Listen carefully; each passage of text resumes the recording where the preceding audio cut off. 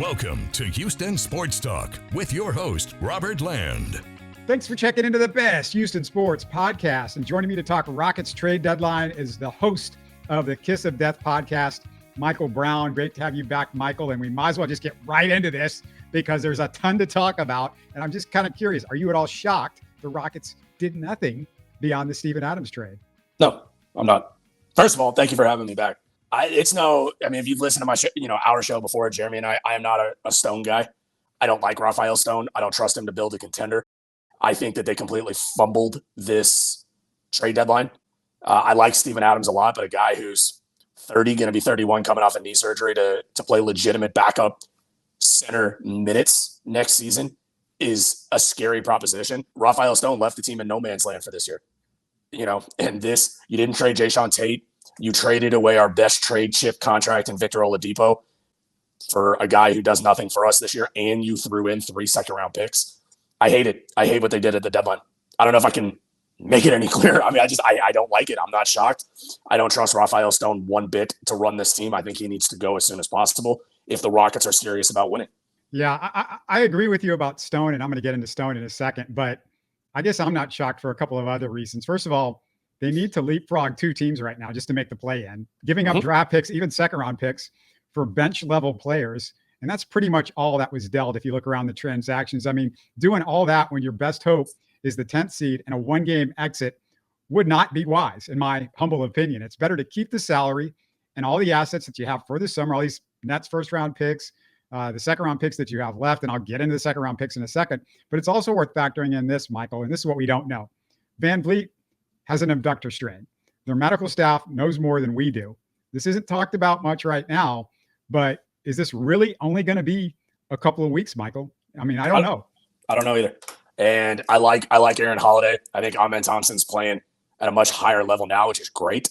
You look around the league, I think it was definitely a quieter deadline, but I think there's numerous teams that did some things that I love. Look at Dallas. I think Dallas killed it at the deadline. And to get back to your question, I don't know.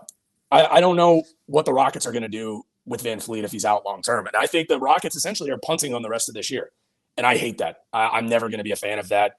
I think they could have gone out and gotten some help. I think Corey Joseph's out there right now. Do the Rockets look to the buyout market to try and improve the roster? Probably not. But, I think they like Amen Thompson. I think they like Aaron Holiday. I think the Rockets have a much bigger problem internally that I don't think anybody's talking about. And that's, in my opinion, what's going to be a growing rift between Ime Udoka and his direction for this team and the way this current front office approaches team building. There are numerous stories out there about how Ime wants them to win now, and good for him. I'm on team Ime Udoka on this all day long. Yeah, so, and I'm going to get to that in just a second. I just want to run over just some of the prospective deals before we move on, because trust me, I want to talk Stone. The Rockets, they needed shooting. The Pacers get Doug McDermott from the Spurs for a future second-round pick. Could the Rockets have done that? The Pacers used 3 seconds to get Buddy Hield, or they traded, or they got 3 seconds, I should say, for Buddy Hield. Would it have been better for the Rockets to spend 3 seconds on Hield, which is an expiring contract, or Steven Adams, who can't play till next year?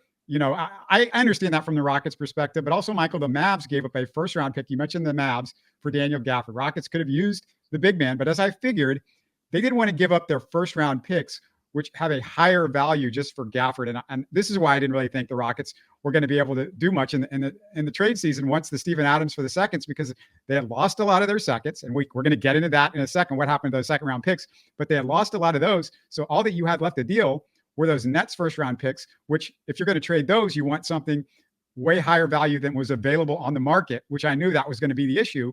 Or, you had guys that the Rockets didn't necessarily want to give up just for anything, because I still believe that they've got all of these salaries that are expiring, or like almost salaries that they used because they knew they were going to deal them, the Jock Landells, the Jayshawn Tates, et cetera, et cetera. They didn't want to use that, powder unless it was on maybe a bigger fish, and the bigger fish just wasn't out there. Look, I think he was. I think Mikal Bridges could have been had for the right price. And I think a lot of the Rockets fans are looking at the timeline, which I love. I love when people use that because it's an artificial timeline. Well, you say they could have got Bridges from everything that I've heard, like the Nets are one, they put out there, or somebody's putting out there, they've turned down 5 first-round picks for Mikal Bridges. The Rockets, according to some reports, offered Jalen Green and some, if not all of those first-round picks, and they turned that down. I don't know. I don't know how much of this is like the Nets saying this is what they're doing, and maybe that's not the way it went down, or that the Rockets did this and it didn't happen. I wouldn't have given all those first round picks and Jalen Green, but I mean, I could see the point of giving up Jalen Green and a couple of those first round picks. I had the conversation, Jeremy and I had a show on earlier today. He thinks Jalen Green is a better player than Mikal Bridges, which is asinine to me. I told him that on the show today. Yeah, so I love doing I love doing shows with Jeremy because, and it's, when I do shows like this, he and I, we have great back and forth because we come from very different philosophies as to building this team. For me, Mikal Bridges is a perfect fit for this team. I give up Jalen Green. Honestly, in that deal, and I know this might be unpopular, I would have given him Tari Eason as well. I would have done both of those guys, 2 or 3 first-round picks, done. Because Mikal Bridges is exactly the type of guy that this team needs. You put him next to Dylan Brooks and Fred VanVleet and Şengün. Now you're building out a roster. The problem with this team right now, dude, is this roster does not make any sense. It didn't make any sense at the beginning of the year. I like the talent on the team, but it doesn't fit. Like these guys, the rendition of this roster just does not fit. You have too many guys. Well, it wasn't going to fit. It was never going to fit though, because you spent 3 years of we got to get the best guy. And this is the right philosophy. You got 6 first-round picks, relatively high first-round picks. Mm-hmm. Those core 6 are on the roster. You basically, when you draft those guys, you go, okay, I need to get the guy that's the best shot at a home run pick. And the Rockets went for home run picks. And I frankly think they hit on some of those home run picks. And we could talk about that at some point. But forgetting all of that, it wasn't going to fit perfectly. They brought in guys to role play around those guys and Dylan Brooks and Fred VanVleet. But just my point, like I said at the beginning, is, you just don't have enough of those guys. And when you're relying so much on 6 guys that have played 3 years or less in the NBA to carry you to a 500 team and hopefully into the play, and it's not going to work. But they're also, like, as you say that, they're right there. And that's the problem that I have. The biggest problem that I have is either go in on the youth and don't bring in Fred VanVleet and Dylan Brooks and Jeff Green, or go even more into that mindset of, okay, so we have those guys now. Let's go get them Mikal Bridges. That's the problem that I have, is that they're trying to maintain this flexibility. If they would have continued to try and build around this roster right now, this is a playoff team. They are good enough. They're good enough. Again, though, they tried to get Bridges. I mean, for sure. They did try to get him. Everybody's pissed off that they don't have a good big man, a good defensive big man. They tried to get Brook Lopez. It failed, and then he did a bunch of stupid. Okay, let me just get into Rafael Stone. We might lead into that. Absolutely. But his roster construction. This is about the issue with his roster construction, and it kind of the huge flops based on that. When you when you got a bunch of young guys on cheap contracts, there's a ton of space for vets, but you got to figure out how not to overpay. Well, he backs himself into a corner, first of all, with Kevin Porter, which he's still paying for. He thought Porter would be a good rotation piece going into this year, and you could go all about the Kevin Porter saga prior to this year, but that was a lot of money for a rotation piece. And basically, he had a bunch invested there. Not only does he not have them, he spends a bunch of seconds just to hold on to that salary spot, meaning he can't improve the roster. He also screwed up on Brook Lopez, and again, threw away a bunch of seconds on Lopez, got left with the worthless money in Landale. I had no issue with overpaying VanVleet and Dylan Brooks a little bit, but the reason he's at that point was the inability to find cheap quality vets during the Silas years. And Michael, good GMs make mistakes all the time. Look, you're going to screw up. You go after Brook Lopez, you think you got him, you don't have him. But Stone keeps making expensive mistakes he's not smart enough to wiggle out of. No, he's not. And the name that I want to replace him, and to me, this would be a home run hire. Go get Bob Myers.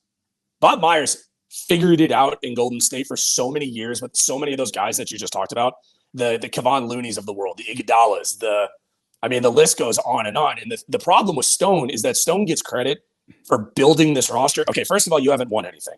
Second of all, okay, so what are the hits on this roster right now? You look at Jalen Green. Jalen Green, what fell into his lap because they didn't get the number 1 pick. Same thing with Jabari. You can give him credit for Cam Whitmore. Cam Whitmore was the obvious pick at 20 when the Rockets were sitting there, and he fell into his lap. I give him credit for Tari Eason, but Tari Eason at this point is nothing more than a good role player. He hasn't played in 2 months, and who knows what's going on with the arthritis in his knee. I give him credit for Şengün. I do not give him credit for VanVleet. Jeff Green, I give him credit for Jeff Green. But VanVleet, Dylan Brooks, and Ime Udoka fall in the realm of Tillman Fertitta, because Tillman Fertitta was willing to open up the piggy bank to go get those 3 guys. That doesn't fall on Stone. It does not. Well, here's the thing, though.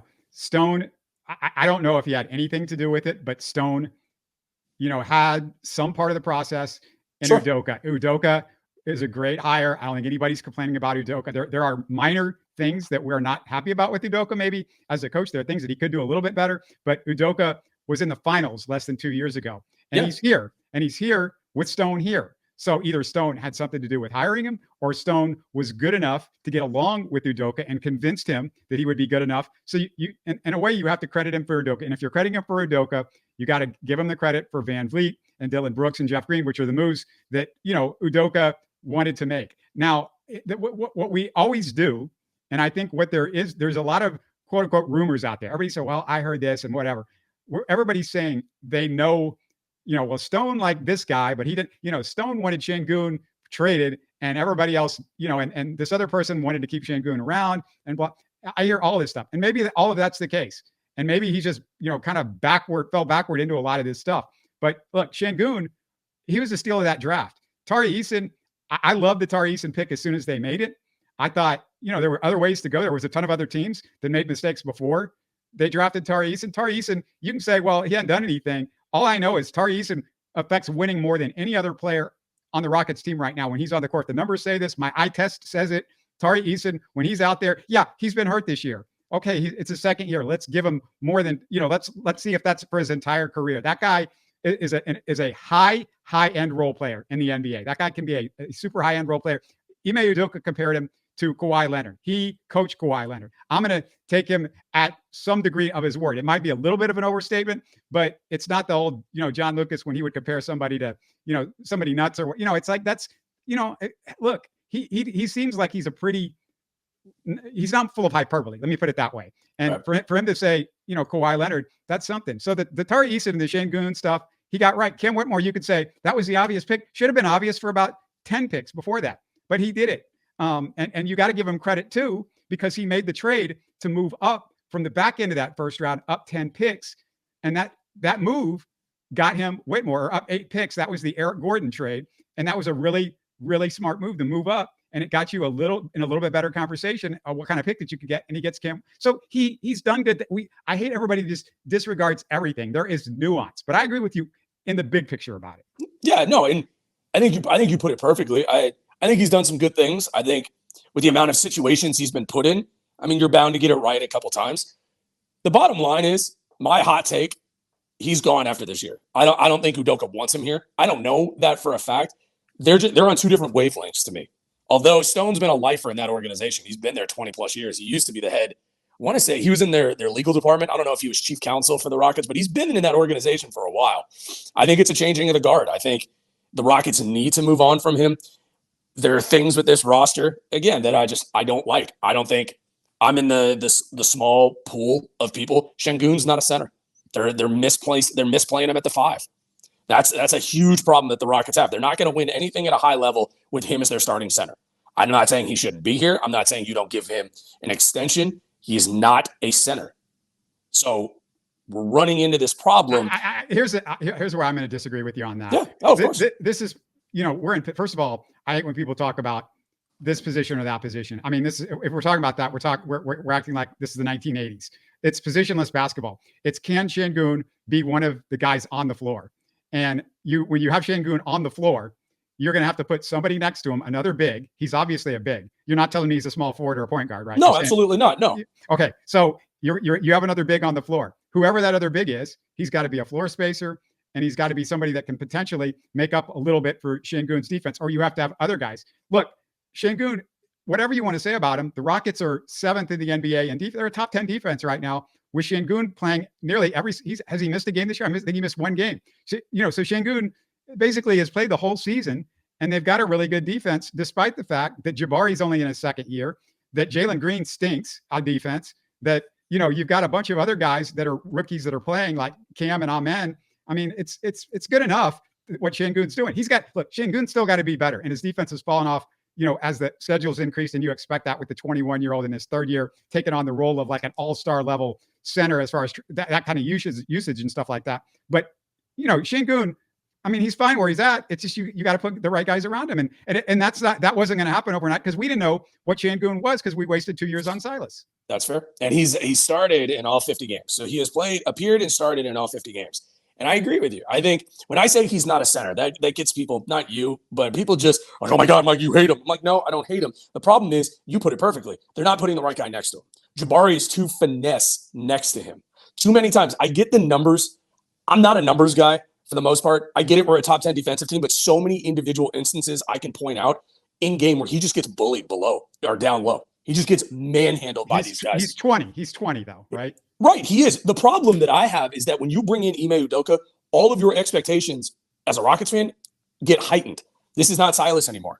This team being 23 and 27 are underperforming based on the moves they made in the offseason. That's the problem that I have with this team right now. I think they're playing well. I think it's much better than the last couple of years. I mean, good God, it couldn't get any worse. But that's why looking at a deadline today where they just stood pat and didn't do anything is disappointing. That's the best word for it, because they're holding on to this hope that they're going to be able to get a superstar. What happens if they don't? Then what? Yeah, well, the thing is, if you're asking me what happens if they don't get a superstar, I'm not worried about it, because I actually think there are two all-star high-level guys on this roster, and I feel like there's a really great potential for a third guy. Look, if you're asking me, I'm just going to be straight up honest with you and tell you they're the most talented guy on this team. And the guy that has the potential to be a top 5 or 10 guy is Cam Whitmore. He's 19 years old, and the guy can score 30 at the drop of a hat at the age of 19 years old. He's not going to be 20 until this summer. And he looks like the most athletic player on the basketball floor every single night. He's got the mentality. He's got all of the stuff that Jalen doesn't have. He's bigger. He's stronger. He can play better defense. He can rebound better. He's more explosive. He can finish at the basket better as soon as he figures some things out. I mean, there's some stuff where he's missed on it, but my God, he's still scoring whatever it is, 25 per 36 right now. And I'm pretty sure when you and I did our last show together, I name dropped him, a guy that I loved. He's baby Kawhi Leonard. Look at his game. He passes the eye test. The dude is a monster. I wouldn't compare him to Kawhi. He never had that sort of athleticism. He's not going to be that defensively, but cerebral. He's cerebral like Kawhi is. That's what I love. I love the guy. No, Whitmore? Talking about Whitmore? No, I'm talking about Cam Whitmore. No, cerebral. You talk about cerebral, smartest guy on the team. As far as basketball IQ, we're talking about. I mean, Amen Thompson is light years above all of these guys, except for maybe Fred, who does what he does at under 6 feet tall and has stayed in the league with his brain. But I mean, Amen Thompson that guy is. But Cam, I'm still trying to figure out, because he's still, I don't know about his IQ, because I'm still wondering about, he's missing open guys as far as passing goes. He doesn't see that. When 2 or 3 guys come at him, he doesn't know, okay, where's the open guy? That stuff I still want to see. And can he develop that? And is that in him? But I'm going to give him that opportunity, because I spent 3 years, looking for Jalen Green to do some of that stuff. And it's come along at a glacial pace at best. Yeah. And when I say cerebral, I mean the guy just sees the game so well. He attacks in the right spots, can shoot, he can pass, he can rebound, he plays defense. I love Cam Whitmore. I like Amen Thompson. I don't love him yet. He can't shoot. That's the problem with Thompson, is that he can't shoot, but he does everything else. I mean, I'm looking here. I mean, he had 17 minutes a game. He averages 7 points, 5 rebounds, 3 assists. He's got a steal a game. He's got a block. The Rockets, he's a part of the roster. It's a logjam, right? Because you look at Amen Thompson and he screams he should be your starting point guard starting next year. But then what do you do with Van Fleet? Cam Whitmore should be starting. I mean, where? I don't care about him. I don't care about Van Fleet. He can play off ball. He can play off the bench. He's got a lot. You need right now. You don't have rotation guys. You need a Van Vliet, even if he's playing 25 or 30 minutes. And I know everybody is going to scream and like, oh my God, we're playing a guy $40 million. Forget the salary. We didn't pay Van Vliet because he was going to be worth $40 million physically. We paid for him to bring in the leadership, to mentor these guys, which he's doing, to bring that winning, which, the fact that they are close to 500, that is totally on Van Vliet until he got run into the ground by Udoka.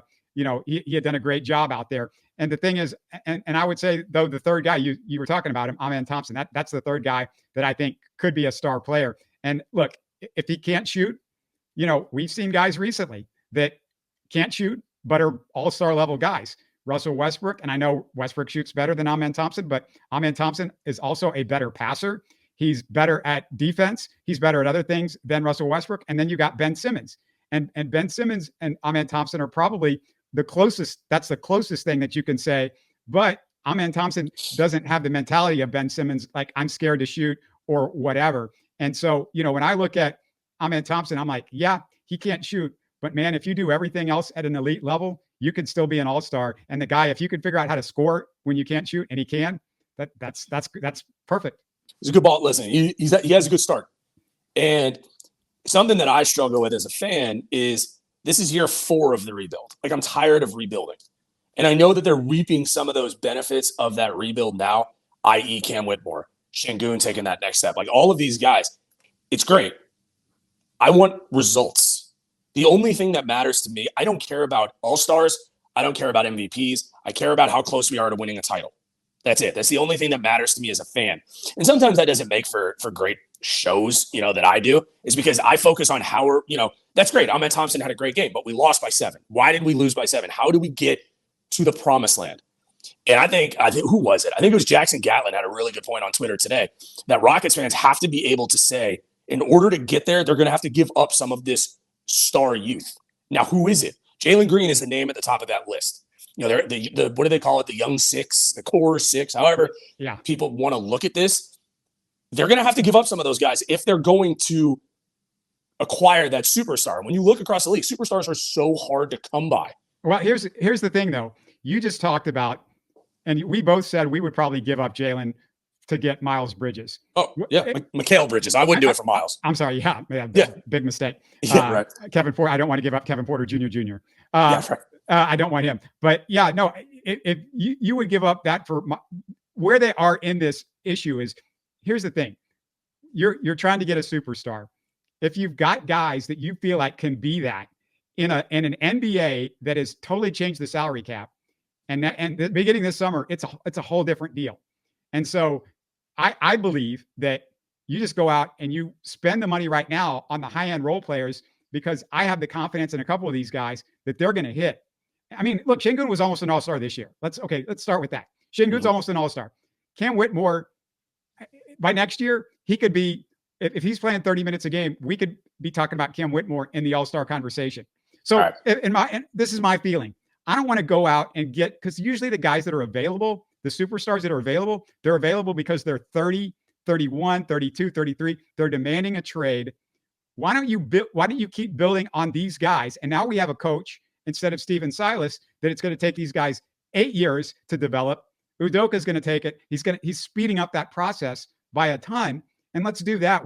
I don't want to bring in broken down Joel Embiid. I'm sorry. Joel Embiid's great, except he never plays when it comes in the postseason because he's always hurt, or when he plays, he's playing on one leg. Like, start naming off the superstars that you think you're going to get, and I'll give you like 4,000 problems, and it's the reason why they're available. Why don't you just develop the guys that you got, like Oklahoma City is doing, instead of trying to go out and grab that guy that's the dream guy that's out there. I'm fine with the guys that I think that we've got the guys. Just give it another couple of years and actually put some players around them, like we talked about at Bridges. Yeah, I think it's a great point by you. I think the one thing that's being missed there is also the salary cap, right? You got to talk. Some of these guys are going to be up for extensions, soon. What do you do with Jalen Green? What do you do with Şengün? You trade Jalen Green. Şengün, you sign him to that. It doesn't have to be like a $1 jillion max, but he's going to get the max. So what does the deal look like for him? You're going to give him 5 years, $200 million?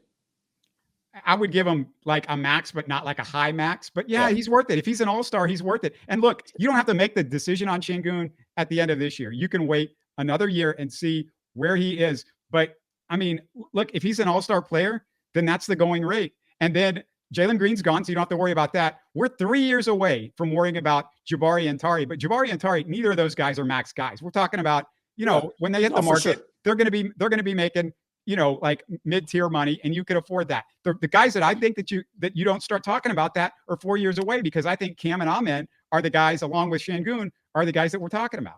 That's the $200 million question, right? Would I give that to Şengün? No, I wouldn't. He doesn't.